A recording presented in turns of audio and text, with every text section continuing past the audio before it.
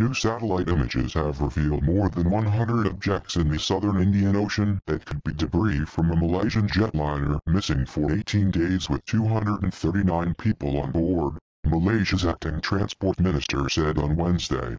The latest sighting came as searchers stepped up efforts to find some trace of Malaysia Airlines Flight MH370, thought to have crashed on March 8 after flying thousands of miles off course. It must be emphasized that we cannot tell whether the potential objects are from MH370, Hishammuddin Hussein told a news conference. Nevertheless, this is another new lead that will help direct the search operation. The images were captured by France-based Airbus Defence and Space on Monday and showed 122 potential objects in a 400 square km, 155 square mile area of ocean, Hishammuddin said.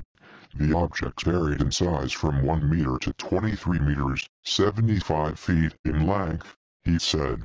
A dozen aircraft from Australia, the United States, New Zealand, China, Japan and South Korea were once more scouring the seas some 2,500 km, 1,550 miles southwest of Perth in the hunt for wreckage on Wednesday, after bad weather the previous day forced the suspension of the search.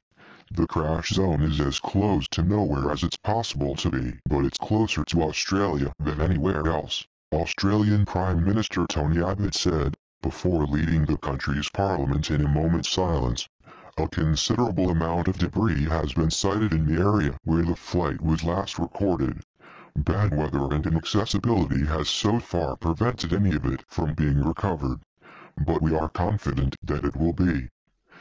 Malaysian Prime Minister Najib Razak this week confirmed Flight MH370, which vanished while flying to Beijing from Kuala Lumpur, had crashed in the southern Indian Ocean.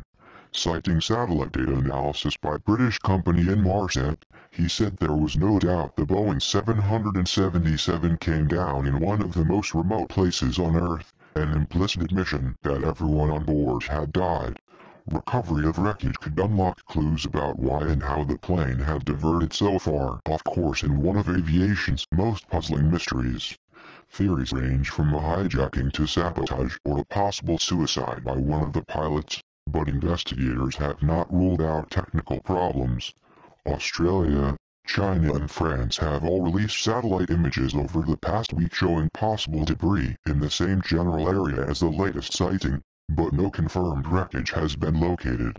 An Australian Navy ship returned to the area after being driven away by gale force winds and 20-meter, 66 feet waves on Tuesday, while a Chinese icebreaker and 3 Chinese Navy vessels were now in the search zone. 2 Chinese ships were looking for a 2-meter floating object spotted earlier in the day by an aircraft, China's state news agency Xinhua reported. The United States has sent an undersea Navy drone and a high-tech black box detector which will be fitted to an Australian defence vessel due in Perth in the coming days.